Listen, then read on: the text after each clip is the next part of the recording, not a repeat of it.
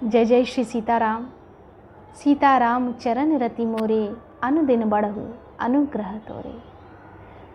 को कह करहन कहई नहीं काहू, को न चहई जग जीवन लाहू। जय गोस्वामी तुलसीदास की, जय श्री रामचरितमानस की, जय शंकर पार्वती जी की, जय विष्णु जी की, जय लक्ष्मी जी की, जय हनुमान जी महाराज की, जय सरस्वती माता की, जय समस्त देवी देवताओं की।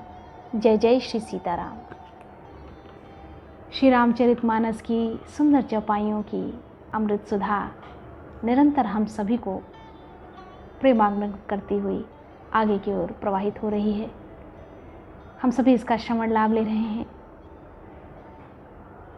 मैं पूरी कोशिश करती हूँ कि वीडियो में सारी व्याख्या कर सकूँ, चौपाइयों को सरलतम ढंग से प्रस्तुत कर सकूँ, ताकि ये सरस रहे, सुनने में अच्छा लगे। और भगवान की कथा तो अपने आप में बहुत ही सुंदर होती है, लेकिन उसे और अधिक समझाने का प्रयास मेरा हमेशा से रहता है। पिछले वीडियो में मैंने चौपाइयों के अर्थ को समझाते हुए बताया था कि भरत जी निर्णय लेते हैं कि हम सभी श्री राम जी के पास चलेंगे और उन्हें मना कर ले आएंगे। जब तक मैं उनसे भेंट नहीं कर लेता, उनसे मिल नहीं लेता, तब तक मेरे अंदर की जलन समाप्त नहीं होगी, मेरा शरीर शांत नहीं होगा। और यह विचार सुनकर वशिष्ठ जी, सभी जनवासी अयोध्या के बहुत ही हर्षित होते हैं, प्रसन्न हो जाते हैं कि एक मौका मिलेगा हम सबको भगवान तक पहुंचने का, भगवान को देखने का, उन्हें मनाने का और उन्हें वापस लाने का। इसी आशा के साथ वे सभी अपने अपने घर जाते हैं। दूसरे दिन सभी तैयारियां में लोग जुट जाते हैं कि भगवान श्री राम के पास, सीता मैया के पास जाना है। उसी में अब आगे जरो सुसंपत्ति सदन सुख, सुहृद मातु पितु भाई, सन्मुख होत जो राम पद, करे न सहम सहाय। वह संपत्ति, घर, सुख, मित्र, माता, पिता, भाई जल जाए तो श्री राम जी के चरणों के सम्मुख होने में हंसते हुए प्रसन्नतापूर्वक सहायता न करे। घर घर लोग अनेकों प्रकार की सवारियां सजा रहे हैं, तैयारियां कर रहे हैं। हृदय में बड़ा हर्ष है कि सवेरे चलना है। भरत जी ने घर जाकर विचार किया कि नगर, घोड़े, हाथी, महल, खजाना आदि सारी संपत्ति श्री रघुनाथ जी की है। यदि उसकी रक्षा की व्यवस्था किए बिना उसे ऐसे ही छोड़कर चल दूं, तो परिणाम में मेरी भलाई नहीं है, क्योंकि स्वामी का द्रोह सब पापों में शिरोमणि श्रेष्ठ है। सेवक वही है जो स्वामी का हित करे। करई स्वामी हित सेवक सोई। स्वामी का हित करने वाला ही सेवक कहलाता है, उनकी आज्ञा का पालन करने वाला ही सेवक कहलाता है। दूषण कोटि दे किन कोई, चाहे कोई करोड़ों दोष क्यों न दे। अब विचार इस सूची, सेवक बोले जे सपने हो निज धर्म न डोले। भरत जी ने ऐसा विचार कर ऐसे विश्वास पात्र सेवकों को बुलाया जो कभी स्वप्न में भी अपने धर्म से नहीं डिगे थे। उनकी सत्यनिष्ठा पूरी तरह से दृढ़ थी। ऐसे रखवालों को बुलाया। भरत जी ने उनको सब भेद समझाकर फिर उत्तम धर्म बतलाया, और जो जिस योग्य था उसे उस कार्य में लगा दिया और कार्यों को बांट दिया। आरत जननी जान सब, भरत स्नेह सुजान, कह्यों बनावन पाल की, सजन सुखासन जान। स्नेह के सुजान, प्रेम के तत्व को जानने वाले भरत जी ने सब माताओं को आर्त दुखी जानकर उनके लिए पालकियां तैयार करने तथा सुखासन यान सुखपाल सजाने के लिए कहा। नगर के नर नारी चकवे चकवी की भांति हृदय में अत्यंत आर्त होकर प्रातःकाल का होना चाहते थे। कि कितनी जल्दी ये रात समाप्त हो और सुबह का सुनहरा अवसर हमें प्राप्त हो। कितनी जल्दी सुबह हो जाए। सारी रात जागते जागते सवेरा हो गया। तब भरत जी ने चतुर मंत्रियों को बुलवाया। कहु लेहु सब तिलक समाजू, बनहि देव मुनि राम ही राजू। बेगी चलहु सुनि सचिव जोहारे, तुरग तुरग रथ नाग सवारे। और कहा, तिलक का सब सामान ले चलो, वन में ही मुनि वशिष्ठ जी श्री रामचंद्र जी को राज्य देंगे, जल्दी चलो।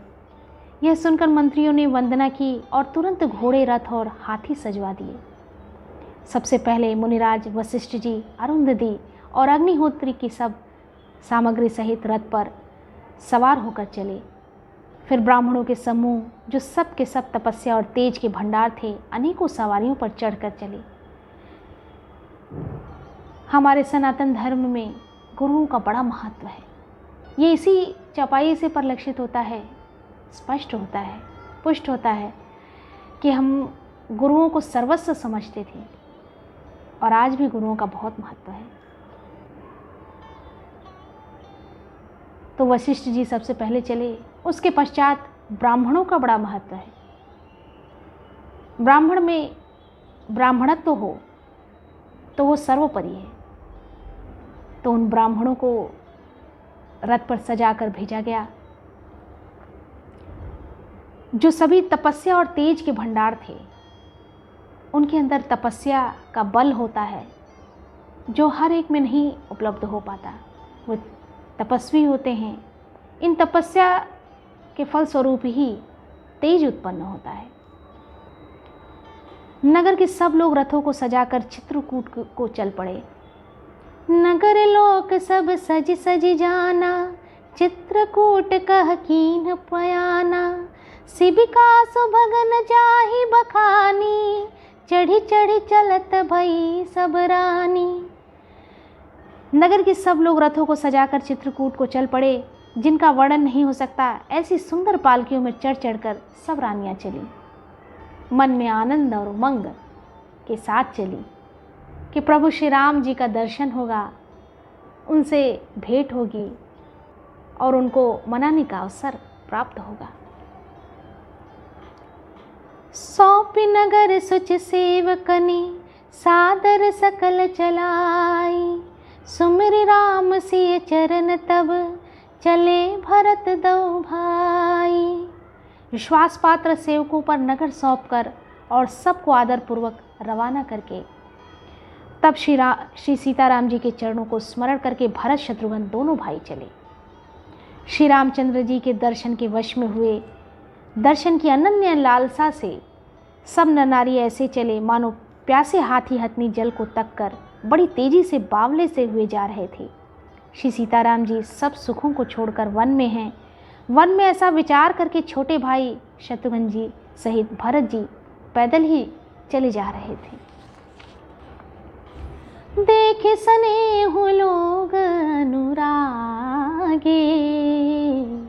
उतर चले हैं गय रथ त्यागे। जाय समीप राखी निज डोली, राम मातु मृदु बानी बोली। उनका स्नेह देखकर लोग प्रेम में मग्न हो गए और सब घोड़े हाथी रथों को छोड़कर उनसे उतरकर पैदल चलने लगे। तब श्री रामचंद्र जी की माता कौशल्या जी भरत जी के पास जाकर और अपनी पालकी उनके समीप खड़ी करके कोमलवाड़ी से बोली, तात चढ़हु रथ बलि महतारी। हुई ही प्रिय परिवार दुखारी। तुम्हारे चलत चले हैं सब लोगो, सकल शोक कृष्ण ही मग जोहू। हे बेटा, माता बलियाँ लेती हैं, तुम रथ पर चढ़ जाओ, नहीं तो सारा प्यार परिवार दुखी हो जाएगा। सारा प्यारा परिवार तुम्हारा दुखी हो जाएगा तुम्हें देखकर। तुम्हारे पैदल चलने से सभी लोग पैदल चलेंगे, शोक के मारे सब दुबले हो रहे हैं, पैदल रास्ते के पैदल चलने के योग्य नहीं हैं। सिर धरि बचन चरण सिरुनाई। माता की आज्ञा को सिर चढ़ाकर और उनके चरणों में सिर नवाकर दोनों भाई रथ पर चढ़कर चलने लगे। रथ चढ़ी चलत भये दो भाई, तमसा प्रथम दिवस करि बासु, दूसर गोमति तीर निवासु। पहले दिन तमसा पर वास मुकाम करके दूसरा मुकाम गोमती के तीर पर के किनारे किया। पय आहार फल असनेक, निसि भोजन एक लोग, करत राम हित नेम व्रत, परिहरि भूषण भोग। कोई दूध ही पीते कोई फलाहार करते और कुछ लोग रात को एक ही बार भोजन करते हैं। भूषण और भोग विलास को छोड़कर सब लोग श्री रामचंद्र जी के लिए नियम और व्रत करते हैं। जैसी भी परिस्थिति रहे उस परिस्थिति को स्वीकार करते हैं और उसी परिस्थिति में रहने का प्रयास करते हैं। जैसे भगवान का जीवन जिस प्रकार से तपस्यापूर्ण था, उसी प्रकार वो भी तपस्या करने के लिए आतुर रहते हैं। इस वीडियो में इतना ही। आगे की वीडियो में भी श्री रामचरितमानस की सुंदर चौपाइयों की अमृत सुधा हम सब पर बरसती रहेगी।